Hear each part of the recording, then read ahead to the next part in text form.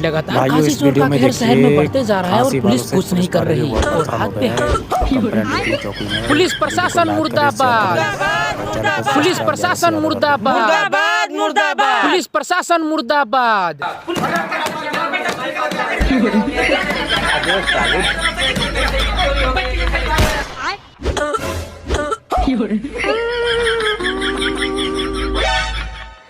जब ये अपना सामान चोरी होने से नहीं बचा पा रहे हैं तो हम लोग का क्या बचाएंगे। चलो फैसला हाई कोर्ट में होगा।